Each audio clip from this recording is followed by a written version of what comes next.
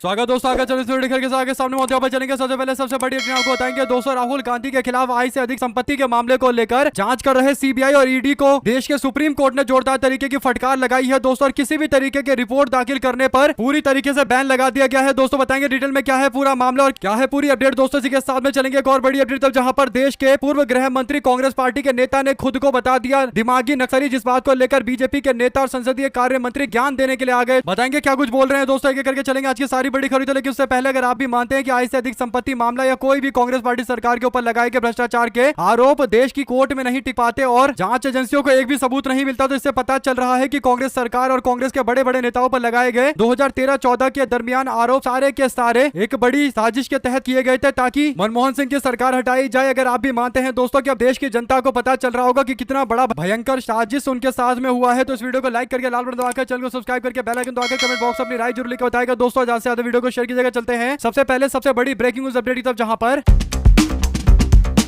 भारत के chief justice of India Suryakant, justice Joymalya Bagchi और justice V Mohanna की 3 जजों की बेंच ने इलाहाबाद हाईकोर्ट की लखनऊ बेंच को इस मामले में आगे की सुनवाई टालने का निर्देश दिया दोस्तों, जिसमें 20 अगस्त को होने वाली सुनवाई भी शामिल है। कोर्ट ने सीबीआई और ईडी को भी निर्देश दिया कि अगले आदेश तक हाईकोर्ट या किसी अन्य प्राधिकरण के सामने जांच से जुड़ी कोई रिपोर्ट या प्रगति अपडेट न दाखिल करे। ये मामला कर्नाटका के एक बीजेपी के कार्यकर्ता एस विघ्नेश शिशिर की याचिका से जुड़ा है दोस्तों। इसमें दावा किया गया कि राहुल गांधी के पास उनकी ज्ञात आय से अधिक संपत्ति है, यानी आय से अधिक संपत्ति का मामला बनता है। मई के अंदर हाईकोर्ट ने सीबीआई और ईडी को इस मामले पर जांच के निर्देश दिए थे और जुलाई में सीबीआई को अपनी जांच की स्थिति स्पष्ट करने के लिए एक नया हलफनामा दाखिल करने के लिए बोला गया था दोस्तों। राहुल गांधी की ओर से पेश हुए वरिष्ठ अधिवक्ता कपिल सिब्बल ने तर्क दिया कि याचिकाकर्ता शिशिर के पास हाईकोर्ट में याचिका दायर करने का कोई कानूनी अधिकार नहीं है और इसे कानून में पूरी तरीके से अज्ञात प्रक्रिया बताया। और कपिल सिब्बल ने इसे बार बार कहा कि यह एक तरीके की विच हंटिंग चल रही है, यानी अंधविश्वासी या फिर राजनीतिक कारणों से लोगों की तलाश करके उनको प्रताड़ित करना, उस तरीके का मामला चल रहा है। विच हंटिंग की जा रही है, जैसे तैसे राहुल गांधी को इस मामले पर प्रभावित करने की कोशिशें की जा रही है। कोर्ट ने यानी सुप्रीम कोर्ट ने सीबीआई की चुप्पी को लेकर सवाल खड़ा कर दिया दोस्तों। जस्टिस बागची ने सीबीआई की प्रतिनिधित्व कर रहे अतिरिक्त सॉलिसिटर जनरल एसवी राजू से पूछा कि अगर मामला इतना गंभीर है तो एजेंसी ने अभी तक चुप्पी क्यों साधी हुई है और क्या उन्होंने कोई स्वतः संज्ञान यानी सो मोटो लिया है। कोर्ट ने केंद्र सरकार, सीबीआई,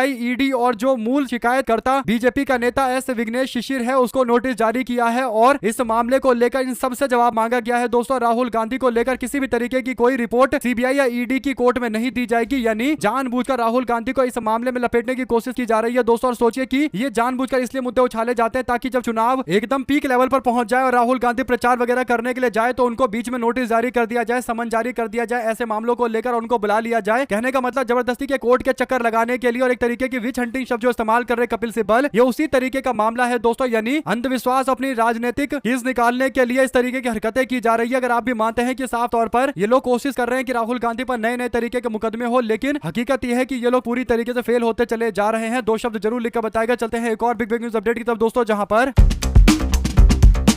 लोकसभा में नेता प्रतिपक्ष राहुल गांधी ने झारखंड के मुख्यमंत्री हेमंत सोरेन को पत्र लिखकर राज्य में चल रहे छात्र आंदोलन के समाधान के लिए उनसे व्यक्तिगत रूप से आंदोलनकारी छात्रों के प्रतिनिधियों से मिलने का आग्रह किया दोस्तों। राहुल गांधी ने कहा कि मुख्यमंत्री छात्रों से सीधी बातचीत से लंबित मामलों के समाधान की दिशा में सरकार की प्रतिनिधित्वता और मजबूत होगी। 14 अगस्त को लिखे गए इस पत्र में रांची महानगर कांग्रेस के अध्यक्ष राजा ने मुख्यमंत्री के आवास में जाकर राहुल गांधी के द्वारा लिखी गई चिट्ठी को मुख्यमंत्री को दिया। इसमें राहुल गांधी मांग करते मुख्यमंत्री से कि आप खुद इस मामले को देखिए, कृपया करके आप लोगों से मुलाकात करिए, छात्रों से बातचीत करके उनके जो बचे हुए मुद्दे हैं उसे सॉल्व कर लीजिए, क्योंकि छात्र कई दिनों से अनशन पर बैठे हुए हैं और उनका अधिकार है कि उनके उठाए जा रहे सवाल जो एकदम जायज है, लीगल है, लेजिटिमेट है, तो उस सारे सवालों का एकदम उचित और सही तरीके से समाधान किया जाए। ऐसे में अगर आप भी मानते हैं कि बात एकदम सही है और राहुल गांधी के द्वारा जो चिट्ठी लिखी गई है इस पर जरूर मुख्यमंत्री संज्ञान लेंगे, क्योंकि राज्य के अंदर कांग्रेस पार्टी और झारखंड मुक्ति मोर्चा की सरकार है और कांग्रेस पार्टी की सरकार में अच्छी खासी भूमिका है दोस्तों। ऐसे में झारखंड मुक्ति मोर्चा जो आराम से कांग्रेस पार्टी के साथ मिलकर पिछले 5 साल भी सरकार चला चुकी है और ये उनका 8वां 9वां साल चल रहा है, तो ऐसे में वो कोशिश करेंगे कि कांग्रेस पार्टी के साथ बने रहे। और कांग्रेस पार्टी की खुद की भी कुछ मांगे हैं जिस पर गठबंधन को काम करना पड़ता है, तो झारखंड मुक्ति मोर्चा इस बात को लेकर पूरी तरीके से संतुष्ट है कि राहुल गांधी ने उनको चिट्ठी लिखा है, तो जरूर इस पर संज्ञान लेते हुए मुख्यमंत्री खुद बच्चों से बातचीत करेंगे, युवाओं से बातचीत करेंगे और ये सुनिश्चित करेंगे कि किसी भी तरीके से उनकी मांग को नहीं छोड़ा जाए, यानी जो उनकी डिमांड है उसे पूरा किया जाए। ऐसे में 2 शब्द जरूर लिखकर बताएगा। ज्यादा से ज्यादा वीडियो को शेयर कीजिएगा। चलते हैं एक और बिग न्यूज अपडेट की तरफ दोस्तों, जहां पर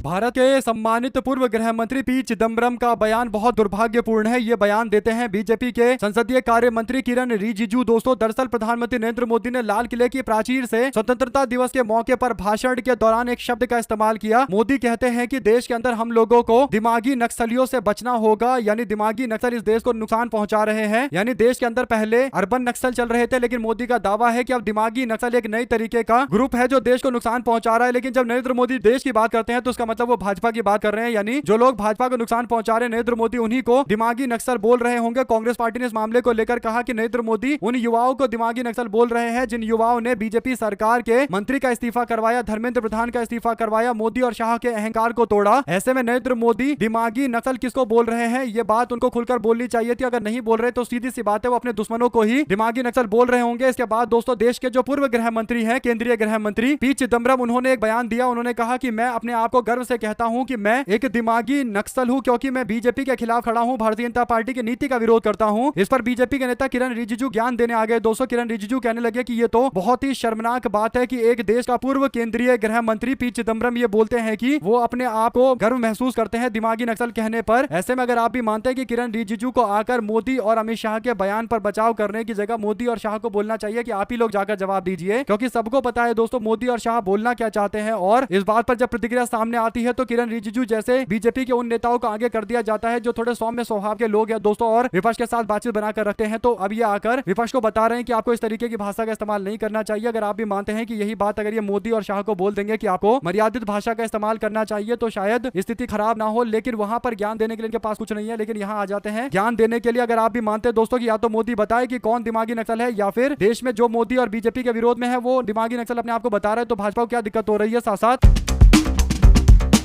राजस्थान के शिक्षा मंत्री मदन दिलावर ने सरकारी स्कूलों को लेकर एक आदेश जारी किया है, जिसे लेकर हंगामा हो गया है। दोस्तों, सरकारी स्कूलों के बाहर व्यक्ति के प्रवेश, यानी कोई भी व्यक्ति अगर सरकारी स्कूल जाता है, फोटोग्राफी करने की कोशिश करता है, वीडियोग्राफी को लेकर कड़े संदेश के बाद अब कांग्रेस बीजेपी ने सरकार पर निशाना साधा है। दोस्तों, इस नए आदेश को लेकर सरकार की नाकामी छिपाने का जरिया बताया जा रहा है। कांग्रेस के नेता गोविंद सिंह डोटासरा ने आरोप लगाया कि सरकार स्कूलों की बदहाली दूर करने के बजाय अपनी कमियों को छुपाने के लिए ट्रांसपेरेंसी खत्म कर रही है। नाकामियों पर पर्दा डाल से तस्वीरें चेंज नहीं होंगी। और गोविंद सिंह डोटासरा ने भाजपा सरकार के इस आदेश की कड़ी से कड़ी शब्दों में निंदा की है दोस्तों, क्योंकि कॉकरोच जनता पार्टी अलग अलग इलाकों में जाकर स्कूलों के खस्ता हालत और इन सब बारे में जानकारी इकट्ठा करने के लिए अपने समर्थकों, अपने लोगों से बोल रहे हैं दोस्तों। और कई लोग स्कूल में पहुंच भी गए हैं, फोटो खींचकर सोशल मीडिया पर डाला जा रहा है और सरकारों को एक्सपोज किया जा रहा है। क्योंकि राजस्थान के अंदर भाजपा की सरकार है तो बीजेपी के लोग स्कूल की व्यवस्था क्यों नहीं कर पा रहे बच्चों के लिए, ये बातें खुलकर सबके सामने आ रही है। तो अब ये आदेश जारी कर दिया गया है कि कोई वीडियोग्राफी नहीं करेगा, बच्चों को परेशान नहीं करेगा, प्रिंसिपल से पूछकर स्कूल के अंदर जाएगा। लेकिन सवाल सबसे बड़ा ये उठता है कि जो स्कूलों के हालात हो रखे हैं, खस्ता हालात हो रखे हैं, उसके बारे में कैसे पता चलेगा। अगर आप भी मानते हैं दोस्तों कि ये साफ तौर पर देश के अंदर एक आवाज को दबाने का प्रयास है ताकि सबको ना पता चल जाए कि राजस्थान के अंदर कितने जर्जर स्कूल हो रखे हैं। और आपको याद होगा कि राजस्थान में ही कुछ दिनों पहले छत गिर जाता है स्कूल का दोस्तों, जिसमें कई सारे बच्चों की जान चली जाती है। साथ ही साथ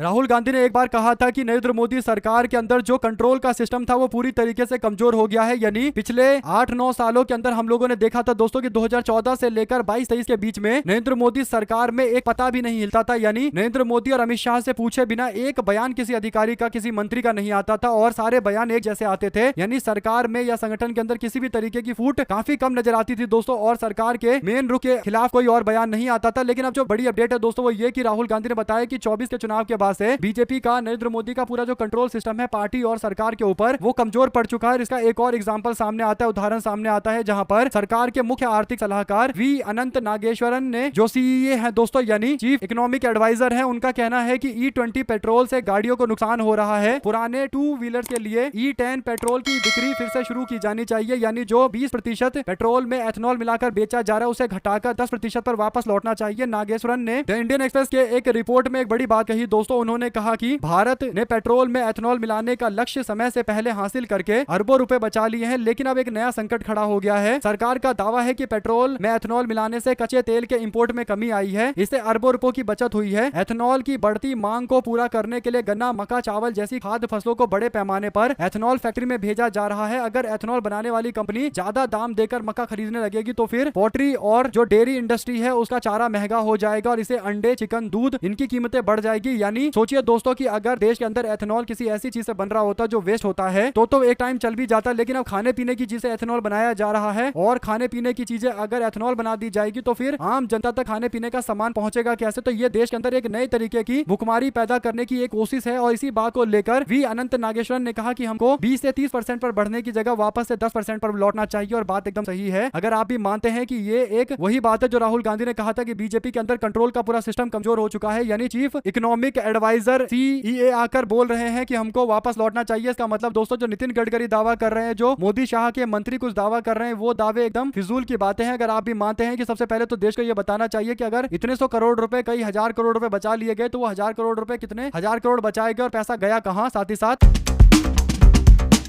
नेता विपक्ष राहुल गांधी ने नीट पेपर लीक के मामले को लेकर पहले एनटीए को घेरा था दोस्तों, नेशनल टेस्टिंग एजेंसी को, जो एक पेपर सही से करा पाने में आजकल सफल दिखाई नहीं देती है। राहुल गांधी ने यूजीसी NET के पेपर के मामले को लेकर कहा कि यूजीसी नेट के पेपर में सोशियोलॉजी और इंग्लिश और कॉमर्स के सब्जेक्ट को लेकर 22 और 30 तारीख को दोबारा एग्जाम कराए जाएंगे। 2 महीने के बाद एग्जाम कराया जाएगा, जबकि अब तक तो इनको रिजल्ट घोषित कर देना चाहिए था। हजारों बच्चों जिन्होंने फॉर्म भरा था और दूर दूर गए थे पेपर देने के लिए, अब उनको पता चला कि उनका जो पेपर था उस पेपर में पूरा सिस्टम का एक एरर था, यानी बहुत सारी गलतियां थी और इतनी ज्यादा गलतियां थी कि दोबारा से अब पेपर करवाना पड़ रहा है। तो ऐसे में राहुल गांधी ने कहा कि मैंने कोटा, देहरादून और प्रयागराज में यही बात कहा था कि हमारे देश के अंदर अब शिक्षा व्यवस्था नहीं रही है, ये एक तरीके से एक्सट्रैक्शन की मशीन बन चुकी है, यानी वसूली का एक साधन बन चुका है देश का शिक्षा व्यवस्था। और it takes your money, your years, your mental health, यानी ये आपका समय भी ले रहा है, आपका स्वास्थ्य भी ले रहा है, आपके पैसे भी ले रहा है और आपका आत्मविश्वास भी कमजोर कर दे रहा है और इसके बदले में आपको कुछ दे नहीं रहा, एक जॉब तक नहीं दे पा रहा। ये जो हमारा देश का एजुकेशन सिस्टम है, अब ये एजुकेशन सिस्टम नहीं एक्सट्रैक्शन सिस्टम बन चुका है, यानी वसूली का एक साधन बन चुका है। NTA still want answer the real question, यानी अभी भी ये लोग सही सवाल का जवाब देंगे नहीं और पेपर लीक के मामले को लेकर कन्नी काटते रहेंगे। ऐसे में अगर आप भी मानते हैं कि एनटीए नाम की जो संस्थान बनाई गई जिसे पेपर नहीं करवाया जा रहा है, तो अब इस संस्थान को पूरी तरीके से ऊपर से नीचे तक डिसमेंटल कर देना चाहिए, यानी अलग अलग पार्ट में बांटकर दोबारा से एक नई संस्थान का गठन होना चाहिए और वो साइंटिफिक तरीके से गठन होना चाहिए। उसमें सरकार की दखल नहीं बल्कि एक पूरे रिसर्च और साइंस आधारित पूरा एक सिस्टम बनाना चाहिए जो आगे बढ़कर काम करे। और ये तभी हो पाएगा जब एक सिस्टम तैयार किया जाएगा, ऐसा सिस्टम जो काम करे और जो समय के हिसाब से बदले, ना कि सरकार के कुछ लोगों के दखल, राजनेताओं के दखल वाली संस्थान बनाकर कुछ फायदा होगा। साथ ही साथ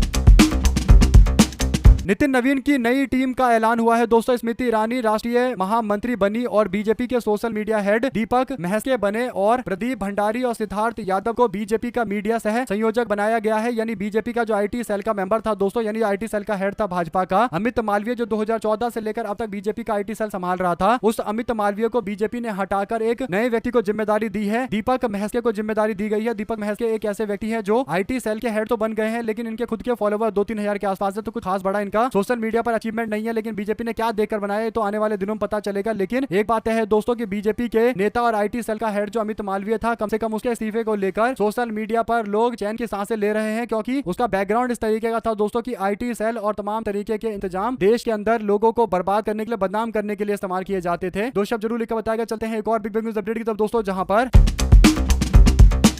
उत्तर प्रदेश के विधानसभा चुनाव 2027 के लिए धीरे धीरे माहौल बनने लगा है। चुनाव से पहले सभी पार्टियां अपना दम दिखाने के लिए जमीन पर उतरने जा रही है। इसी बीच वंदे मातरम गीत अपमान मामले को लेकर बीजेपी ने सभी जिले में कांग्रेस के खिलाफ प्रदर्शन का कार्यक्रम रखा था दोस्तों, और वाराणसी के अंदर भी बीजेपी के युवा मोर्चा के लोग बड़ी संख्या में मैदागिन स्थित कांग्रेस पार्टी के कार्यालय पहुंच गए। और पहले वाली कांग्रेस पार्टी का उत्तर प्रदेश के अंदर कार्यालय तो है नहीं, पहले कांग्रेस पार्टी का उत्तर प्रदेश का कार्यालय अमूमन खाली रहता था। भाजपा वाले इसी उम्मीद में गए थे कि खाली कार्यालय मिलेगा, लेकिन अभी क्योंकि कांग्रेस पार्टी ने 24 के चुनाव में एक बेहतरीन जीत हासिल की है और पार्टी लगातार संगठन पर काम कर रही है और आंदोलन वगैरह लगातार चल रहे हैं, तो राजनीतिक गतिविधि में कांग्रेस पार्टी शामिल रहती है दोस्तों। और खासकर जो वाराणसी का क्षेत्र है तो यहाँ पर तो पार्टी वैसे ही मजबूत रहती है। तो बीजेपी के लोग नारेबाजी करने के लिए कांग्रेस के दफ्तर के पास पहुंच गए, कार्यालय के पास पहुंच गए और पुलिस की मौजूदगी में दोनों पार्टी के कार्यकर्ताओं ने एक दूसरे को मारपीट करने की कोशिश भी की। सोशल मीडिया पर वीडियो काफी ज्यादा शेयर किया गया दोस्तों। एक तरीके से बवाल हुआ दोनों पार्टी के कार्यकर्ताओं के बीच में, लेकिन इसमें कांग्रेस पार्टी के लोग ज्यादा हैवी, ज्यादा मजबूती के साथ भाजपाइयों पर टूट पड़े दोस्तों। और यही बड़ा कारण है कि वाराणसी के अंदर नरेंद्र मोदी पिछली बार बड़ी मुश्किल से 1 लाख के आसपास वोटों से चुनाव जीत पाए। तो इसका मतलब नरेंद्र मोदी को अब समझ में आ चुका है, या फिर बीजेपी वालों को समझ जाना चाहिए कि उनके लिए वाराणसी की सीट भी अब दूर की कड़ी होने वाली है, क्योंकि वाराणसी के अंदर इतनी विधानसभा है, इस बार कांग्रेस पार्टी उसमें से ज्यादातर सीटें टारगेट कर रही है और इस बार अगर जीतेंगे तो वाराणसी का मैसेज दिल्ली तक जाएगा। साथ ही साथ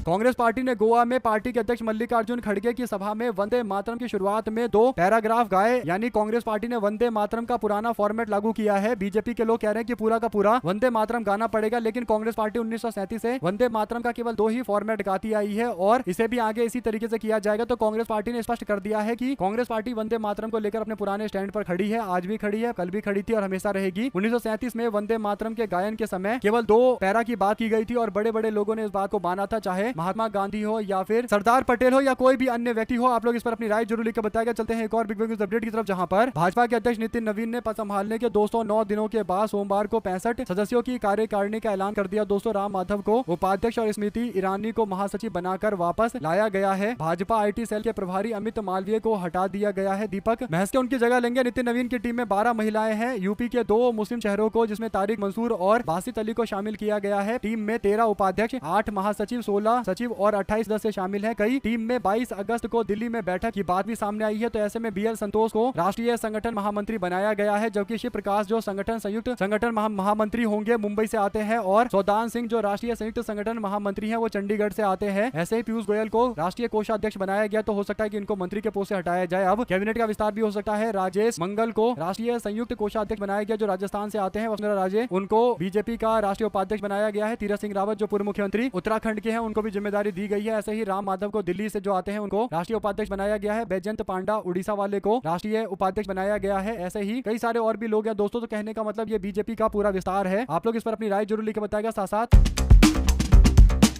सीजेपी की मुहिम से डरी बीजेपी की राजस्थान सरकार को लेकर अजीत अंजुम भड़के। उन्होंने कहा कि स्कूल के प्रधानाचार्य की पूर्व अनुमति के बिना स्कूल के अंदर कोई दाखिल नहीं होगा। ये आदेश बीजेपी सरकार के शिक्षा मंत्री ने जारी किया है। स्कूल के अधिकारी तय करेंगे कि स्कूल के छात्रों की फोटो लिया जाएगा, वीडियो प्रसारित होगा नहीं होगा, बिना अनुमति के कोई भी स्कूल में दाखिल नहीं होगा या रिकॉर्डिंग करेगा। तो आप लोग इस पर क्या राय देना चाहते हैं दोस्तों, लिखकर जरूर बताएगा। चलते हैं एक और बिग न्यूज अपडेट की तरफ, जहां पर लोकसभा में नेता प्रतिपक्ष राहुल गांधी ने चौंकाने वाला खुलासा किया। दोस्तों, उन्होंने एक बड़ी बात कही। नेता प्रतिपक्ष ने कहा कि मुझे एक सांसद ने बताया कि राहुल जी, अयोध्या में बीजेपी वालों ने तीन बार सर्वे करवाया था और 3 बार सर्वे इसी बात को लेकर करवाया गया था कि क्या नरेंद्र मोदी अयोध्या से चुनाव लड़ सकते हैं। और बार बार नरेंद्र मोदी को सर्वे करने वाले लोगों ने एक ही रिपोर्ट दिया कि सर बहुत मुश्किल है, अगर आप 24 के चुनाव में अयोध्या लड़ेंगे तो फिर आपका राजनीतिक भविष्य ही खत्म हो जाएगा। इसके बाद सर्वे करने वालों ने नरेंद्र मोदी को मना किया और फिर नरेंद्र मोदी वाराणसी चले गए चुनाव लड़ने के लिए। राहुल गांधी ने कहा कि इस बार ये वाराणसी के अंदर भी लगभग 1 लाख आसपास वोटों के प्राप्त करके जैसे तैसे बचे हैं, लेकिन अगली बार इनको हम जरूर हराएंगे। उन्होंने कहा कि वाराणसी यानी काशी के अंदर तो कांग्रेस जीतेगी ही जीतेगी, अयोध्या के अंदर भी हम लोग इनको बुरी तरीके से हराकर भेजेंगे। ऐसे में 24 के चुनाव के नतीजे के बाद राहुल गांधी का ये जो दावा है कि अयोध्या से मोदी लड़ना चाहते थे, ये कहीं ना कहीं कुछ हद तक सच भी है दोस्तों, क्योंकि नरेंद्र मोदी अयोध्या को लेकर काफी ज्यादा 2019 से जुड़े हुए दिखाई देते थे। जब देखो, जब झंडा फहराने की बात है तब पहुंच जाते थे, उद्घाटन की बात आए, शिलान्यास की बात आए, हर तरीके से हर कार्यक्रम में मौजूद रहते थे। ट्रस्ट बनाने में भी मोदी की जिम्मेदारी देखी गई थी, मोदी का भूमिका देखा गया था। साथ साथ